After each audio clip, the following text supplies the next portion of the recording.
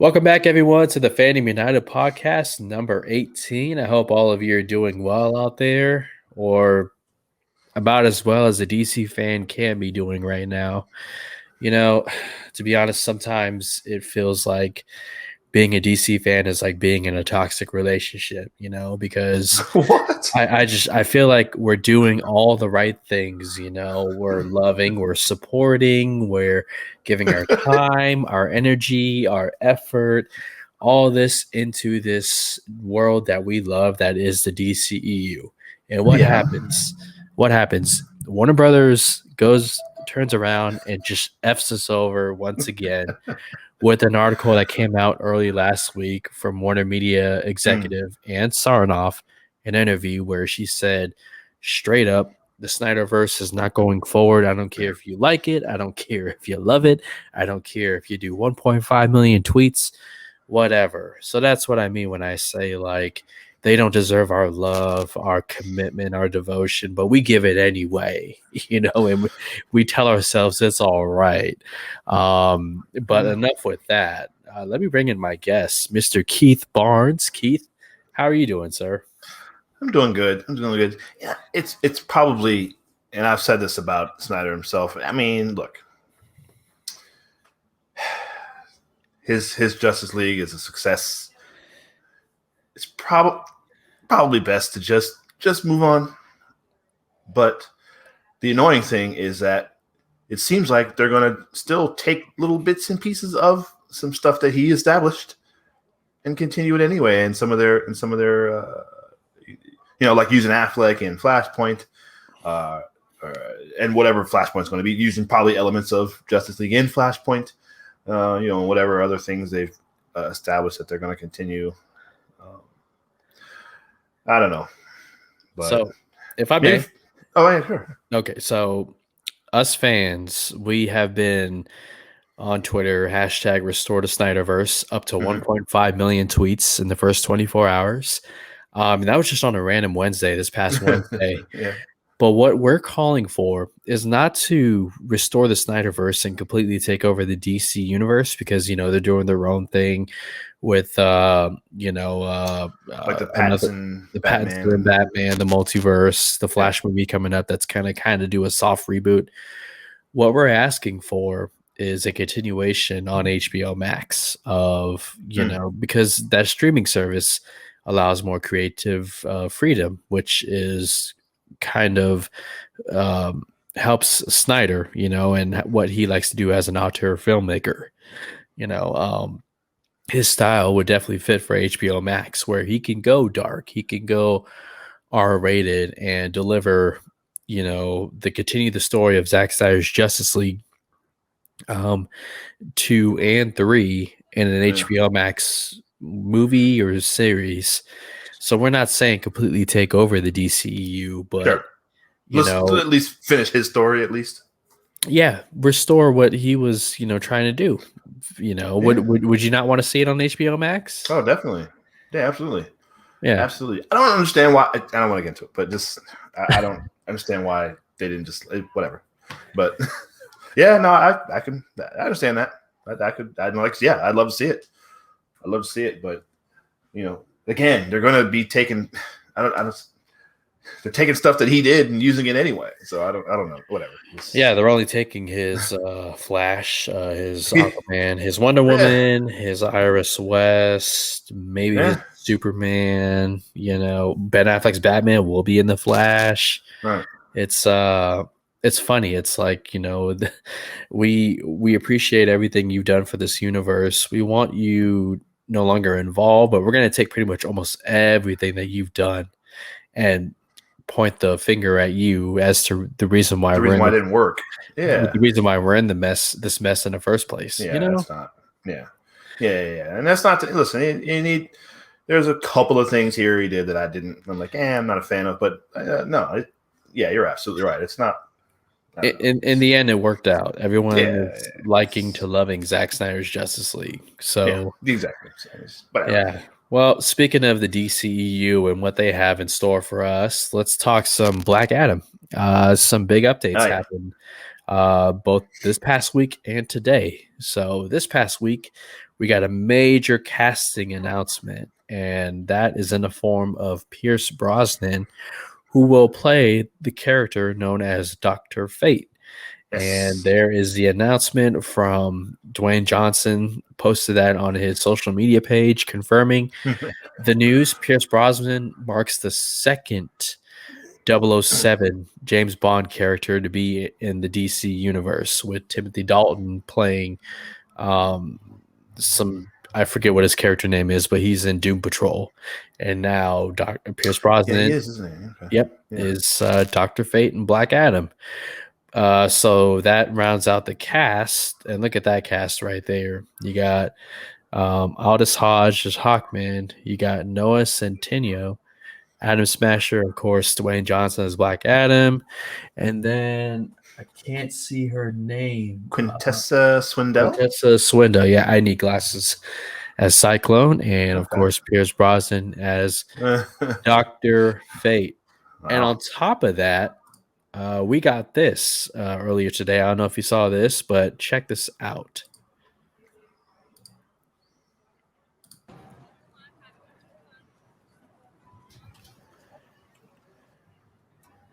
The hierarchy of power in the DC universe is about to change. What? Wow. This is in Times Square. Oh man, they put it on all the. That's Took crazy. over every billboard in What? Times Square. And There's nobody out there right now, but there's more people out there now. But that's cool. yeah, I would have preferred it at nighttime, like on a Saturday, Yeah, you know. yeah. But this probably costs a lot of money. Look how many billboards they took Wow. up in Times That's crazy. Square. Yeah, right. Yeah, that's a lot, man. So cool. 7. What's that date again? 7/29. 20. Okay, 20. Okay, all right. 2022. So if A you little over a notice, year. they pushed it back again. Yeah, right. It It's supposed was to be this December, right? December, yes. So they pushed it back once again, but this seems to confirm that, you know, this movie is finally coming in the summertime of next year. So a little bit of good news, a little bit of bittersweet news. Yeah. What are your thoughts on Black Adam? You still looking forward to it with the Oh, casting? yeah. Super looking forward to it. Oh my Yeah, gosh. talk about it. Yeah. Yeah. I do wonder, and well, that's not important. We'll get to that when it happens. I was going to say if they're going to cross it over with Shazam at all, but we'll see. I think eventually. Yeah, right, exactly. It's probably not important right now, but yeah, no, I can't wait for this. And yeah, man, The Rock's been years, like 10 years of this, 8 years or whatever. I don't know. 2014 was when 14, was that 14? Announced he was playing Black Adam. Yeah. So It's now 2021. It's here. I mean, yeah, I know. I know. Yeah. It was supposed to come out in like 17 or 18, something like that initially. Or, I don't know, but whatever.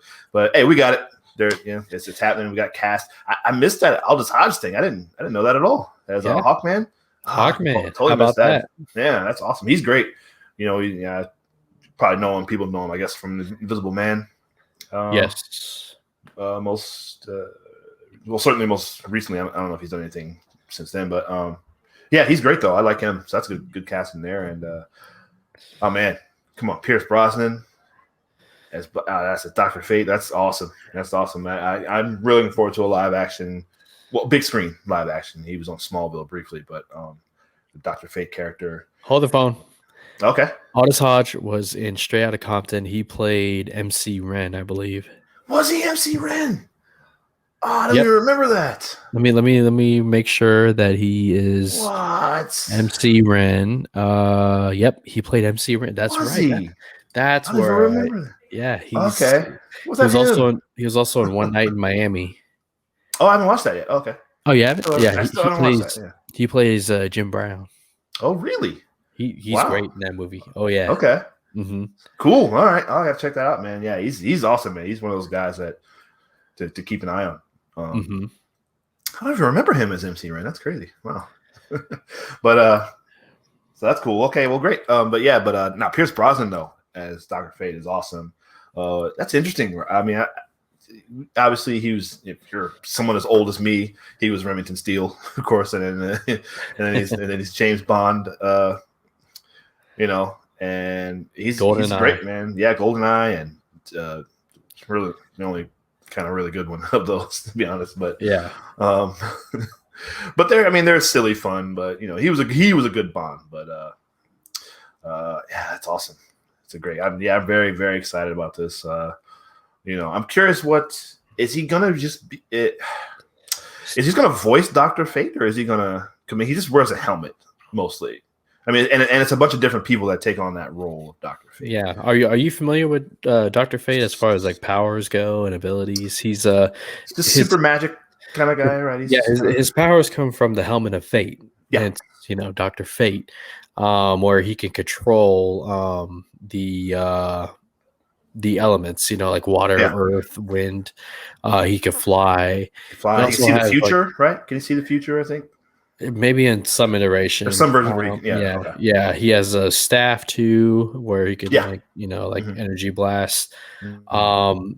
It remains to be seen. It could be a very much like a Dread Carl Urban thing, where you don't really see, his helmet. Maybe a flashback. They use some de-aging, and you might see him, at first. He finds the helmet somewhere or something. And maybe a 000 reference, something. He's drinking a martini or something. Yeah, man. But, this, it's, I'm excited. I'm still excited. Mainly because if it were anybody else, all right, two reasons. If it were anybody else, I don't know if I would still be excited. But for the longest time, the one thing that DC had, one of the few things that DC had over Marvel, and I don't want to make this a comparison, but it's our nature to do so. One of the things is that, wow, DC got The Rock. That is big. That is big as far as star power goes. Yeah. And then there's the, I don't know if you remember a few years back, The Rock and Henry Cavill were sitting poolside, sharing a glass of alcohol. Yes, I do remember discussing story beats, and it was always our hope that we would see Henry Cavill's Superman. So those are the two things that I'm really. I mean, don't get me wrong. This is a great cast, and the Justice Society. Are you kidding me? Yeah. Like, this is Atom Smasher. I can't wait to see what that's going to look like. He's pretty much Giant Man and Captain America. That's going to be awesome. But to wait another year, it's just like, I know. But we are getting a healthy amount of DC movies. Suicide Squad this year, the Suicide Squad. Mm-hmm. We're getting the Flash movie.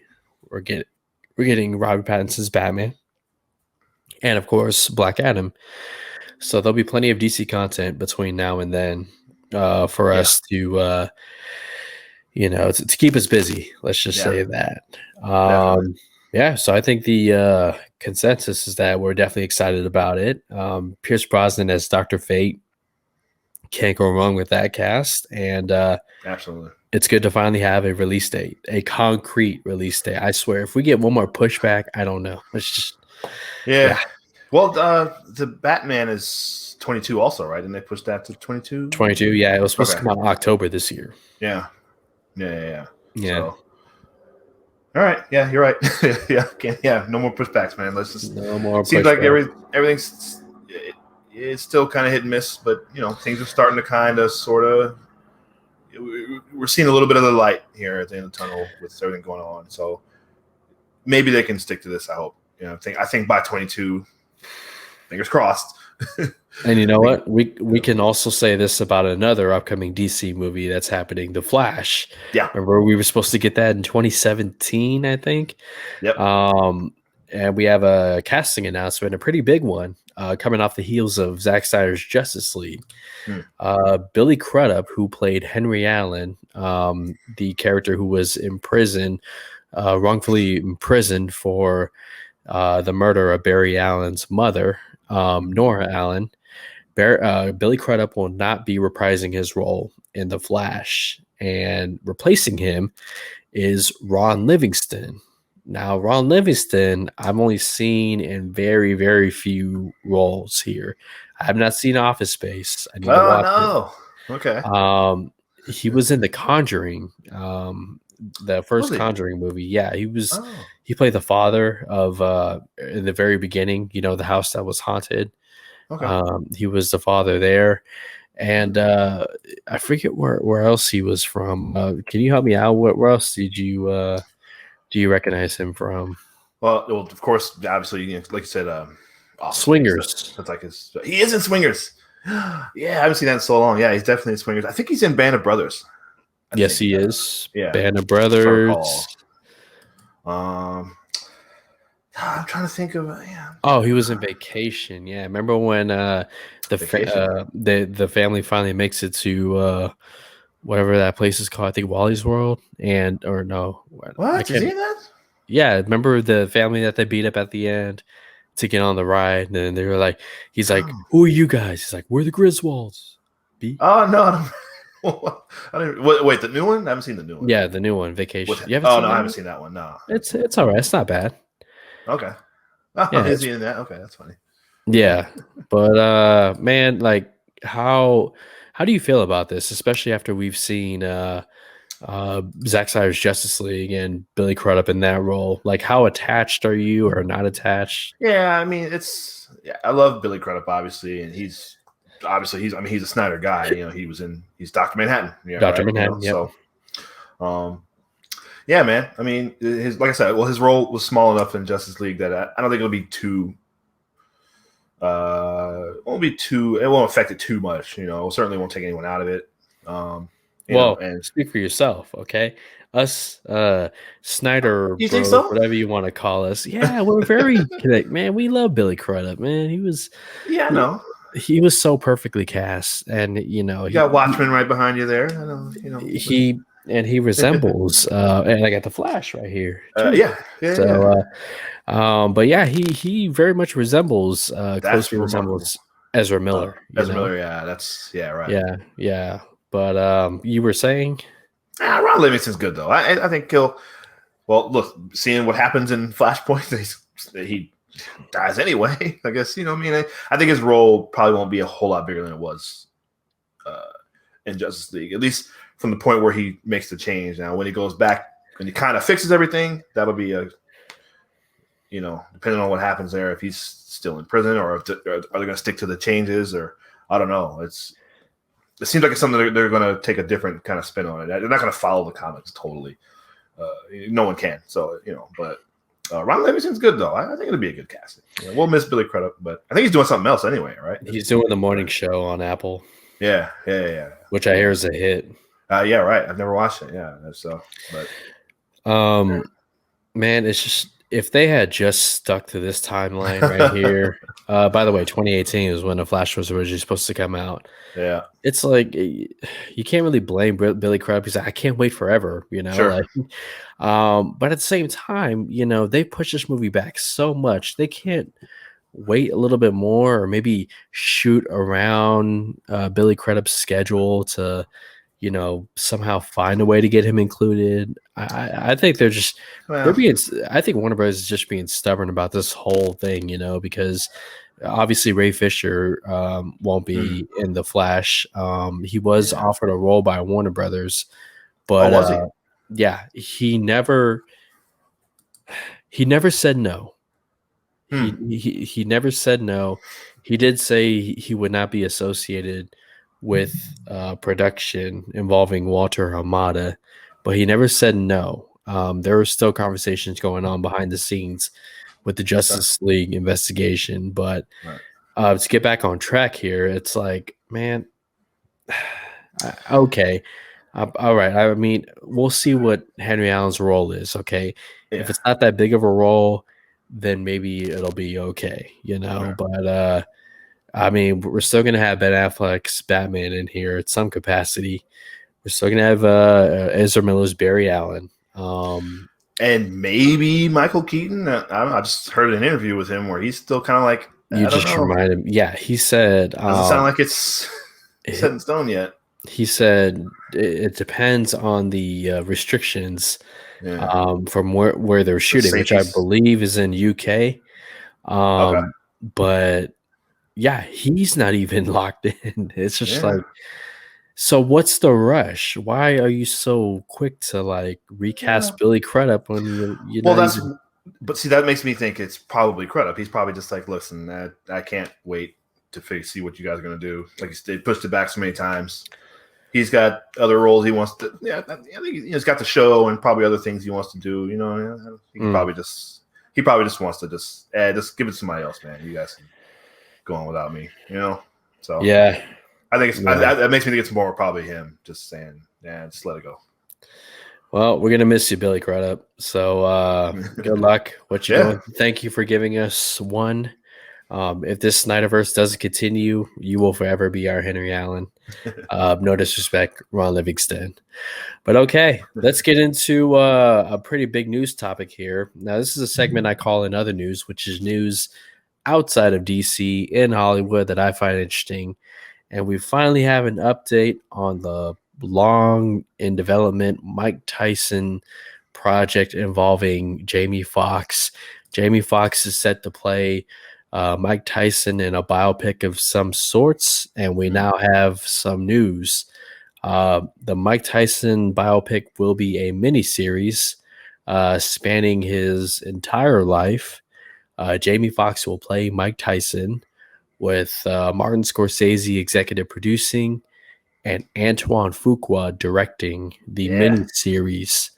Now, here's something interesting. For a while, Terrence Winter was attached to write this, but he is not involved. Colin Preston, who has no writing credits that I could find on IMDb, has written the pilot and will write the series. Apparently, he impressed Jamie Foxx, Martin Scorsese, and Antoine Fuqua. So he has been given the writing duties to pen the miniseries. It will be an authorized project with Tyson collaborating as an executive producer. An authorized project means he has final say on where they can go with the story as far as his personal life. Mm-hmm. So there's a little bit of hesitation there, but with a guy like Martin Scorsese on board, you got to think that, they would touch on that more than, just an acknowledgement of sorts. So you have all this information: Antoine Fuqua, Martin Scorsese, Jamie Foxx miniseries, Colin Preston writing with no credits to his name. What do you think, Keith? I'm in. I'm good. You're in. Listen, you give me Scorsese, who is one of my top 2 or 3 directors of all time. Mm-hmm. You give me Antoine Fuqua, who is one of my favorite directors also as well. I love Antoine Fuqua. He's such an underrated director.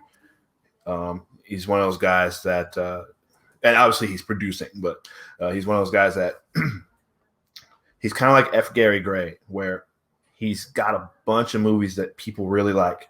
Mm-hmm. No one really talks about him that much, but he's got some that no one saw, but there weren't huge hits. But he also has some that were huge hits. Obviously, he directed Training Day, The Equalizer. He did that. He did Tears of the Sun. Tears of the Sun, which I like. I think it's fine. I know a lot of people kind of kick that movie a little bit, but he did the one with Clive Owen. He did King Arthur. Really? King Arthur. Yeah. Wow. Yeah, he directed that. So he's got a lot of credits, man. He did Magnificent Seven. He did Magnificent Seven, the new remake of that, which I thought was really good. So that right there, and then obviously Jamie Foxx, who is just magnificent. We've seen he can take a role, and I've heard his name tied to being Mike Tyson for a while. Yeah. So it's good to see this finally getting some traction. I wonder how much of it'll be based on his one-man show, which I think maybe is on HBO. Maybe it was on Broadway. I know, but I think there was a filmed version. Oh, really? Yeah, I think they recorded one of them. I think is on HBO. I'm pretty sure. But yeah, which is really good. It's really, really good. And I wonder how much of it will be based on this, or based on that rather. it's a very he's got quite a story. Yeah, enlighten us, because I'm a '90s baby. Okay, like I was 6 years old when I think he fought Lennox Lewis. So Oh, goodness gracious. no, I Okay. take that back. I was like 9 years old, but still, I Right. was a young guy. So Kid. like, Yeah. how controversial was his life? It was very rough life, very Yeah. hard upbringing. I think he grew up in Brooklyn, Hmm. mostly on his own. Till the trainer, man, I can't give his name. Customato. Yes, found him. He made his name in the junior levels, and then I think he really made his name in the Olympics in '80. Late 80s. Yeah, whatever year, mid to late '80s. And just the way he beat people was no one had ever really seen that. You just walking in and just boom, The boom, boom, power. boom. Yeah. Power to speed, like you really hadn't seen that, especially from a guy so young. I read that he adapted a peekaboo style where he's just like, Sure. like this, and Yeah, absolutely. Yeah. Absolutely. But it's one of those things too, though, and what he kind of got exposed a little bit in the the infamous Buster Douglas fight. Yeah. Which I would love to see how that gets covered in this film. But if you get him past a certain point, maybe if you get him past 5 rounds, you can probably take him, and that's exactly what happened. If you can just stay away from him, get him tired, and just late round, that's how he got knocked out. You just didn't see it coming. And Yeah. but the boxing stuff aside, I'm a big boxing movie, TV show fan. It's one of my favorite genres in subgenre within sports. The boxing movies are probably my favorite. Yeah. And this will be a fascinating story to tell. I can't wait to see. From Jamie Foxx, like what he did with Ray, like he became Ray Charles, right? Like, so it won't just be like an impersonation of Mike Tyson, because he used to do that on In Living Color. Yeah. He used to do it with Mike Tyson. But this will what he'll actually really be him. And it's just fascinating. With Scorsese attached as well, like I'm very, very interested, man. I can't wait to see what comes of this. Oh, this has Emmys written all over it. Yeah. I was hoping it would be a movie, a feature film, because at first, when we first heard about this, it was Jamie Foxx in the role, Martin Scorsese directing, with Terrence Winter as the writer, who did The Wolf of Wall Street and Boardwalk Empire. Yeah. I'm still excited about it. I know Jamie Foxx is going to be great as Mike Tyson, but what kind of biopic will this be? Will this be a Bohemian Rhapsody-esque, where it's like a very colorful, doesn't get too much into the darker, moments of Freddie Mercury's life. Yeah. That's what Sacha Baron Cohen was trying to do before he left the project. Creative differences. Yep. It makes me wonder if Terrence Winter left for that very same reason. So it's fair. We'll see. We'll see what happens. I'm definitely looking forward to it. It's interesting though, because in my notes that I did earlier this week, Hulu is also doing a limited series titled Iron Mike. Oh, I didn't know that. Which and this is probably one of the worst endorsements you could get from the guy who you're doing a limited series about, Mike Tyson. He said on the Hulu series, this is unauthorized, tone deaf, cultural misappropriation of my life story. Okay. Like, wow. But it seems like Hulu is moving forward, and you're also going to have this one with more prolific names. If you had to pick a streaming service, which one do you think would get this? Because this is definitely going to a streaming service. Man, we were talking about this before we came on, and you definitely hit it. It seems like it. I mean, HBO is the home of boxing, so it seems like it's prime for HBO. HBO Max, or HBO Max, right? Yeah. So I can't believe it would be anywhere else. But you did mention this connection that Scorsese has with Netflix. Yeah, The Irishman. Yeah, with The Irishman, and I think he's working on another one, right? I think this next DiCaprio film is going to be on. I think that's on Apple. Oh, is it? Oh, wow. Killers of the Flower. Or something? Yeah, right. Oh, Apple, really? I didn't know Yeah, that. that's Oh, what I wow. was hearing. Yeah. Okay. Well, if that's the case, then HBO might be in play then if he's working with different services. I mean, yeah. Because like I said, so much all his fights were on HBO. Like, like that was his home. So I can't imagine they would tell that story anywhere else. So, but just to your point about the content, like the actual how much of it is going to be, it's certainly valid. He's pretty open in his one-man show. Oh, okay. So I think that it'll be a situation like I think about Straight Outta Compton, right, where they left some stuff out, right? Like clearly that story was, and I was there, not there, but I was growing up with that. You were there? Like, I was there for the whole thing. I followed, I was an NWA fan. I followed them, and clearly that story was told from Dr. Dre and Ice Cube's point of view, right? And Eazy's wife, estranged wife, right? Ex-wife, whatever she was. Like just knowing what I know of that story, like you could tell, like, okay, they're telling their side of that story because they left a lot of stuff, important stuff out. I'm not going to. Dr. Dre had some controversy. He absolutely, yep. And they conveniently skipped over some of that, and really painted Eazy in a certain light that, I mean, some of it's fair and some of it, we didn't get his side of the story, but so there may be a little bit of that with this. Okay, we're gonna get Mike Tyson's point of view on some of this stuff, especially some of the more controversial stuff. Obviously, his relationship with Robin Gibbons, which was bizarre to say the least. And if you go on YouTube and watch that interview, which is a very strange interview, but who's playing Don King? Great question. And that's the stuff and so that's why, honestly, I'm glad they're doing a series, because there's so much, it's too much to do in a movie. Like, it'd be another, even if you stretch it out and Scorsese involved, it's going to be 3 hours, but 3.5 hours. But even that's not enough, so much to tell, so many things with obviously Robin Gibbons, his rape conviction, his dealing with Don King, 1992, Don King, his knockout, and his comeback from that, and just there's a lot to tell. So it's exciting, man. I'm really, really looking forward to it. Yeah, man. We'll see what happens. I'm sure we'll get more casting announcements as they continue to develop it. Yeah. But we'll see it. I think it has Emmys written all over it. Absolutely. Yeah, well, that's going to do it for this episode of Fandom United number 18. Keith Barnes, thank you so much for joining me. Yes, sir. Thank you for the conversation and your time. I know you're busy because you're a family man, but, appreciate this. It's always a treat having you on here. Do you have any plugs you want to do? Yeah, you just follow me on Twitter, Keith Barnes 79, or you just look me up.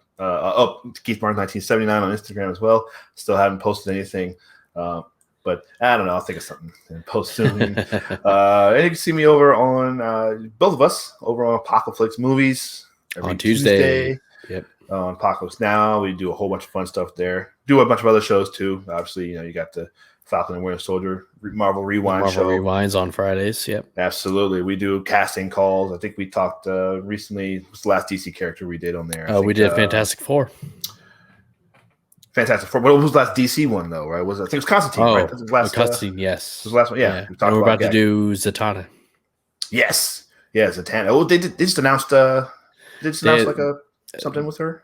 They have a writer. God, what's her name? Hold on, give me a second. Let's see here. I love it doing Promising Young Woman. Yes, Fennel. What's her name? Emerald Fennel. Yes, to write Zatanna superhero. That's movie. awesome. So that's great. So you see, DC. Okay, so have you seen? I haven't. I have. It's an incredible movie. It's tough. It's tough to watch, but it's an incredible movie. And I've watched some interviews with her. She's spectacular. That's very exciting that she's involved with this.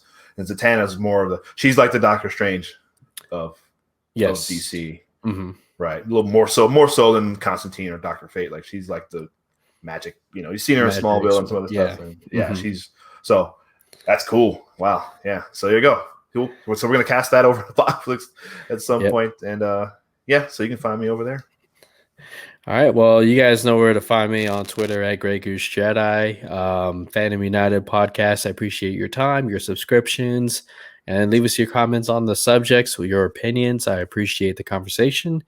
Until next time, I'll see you guys on the next video.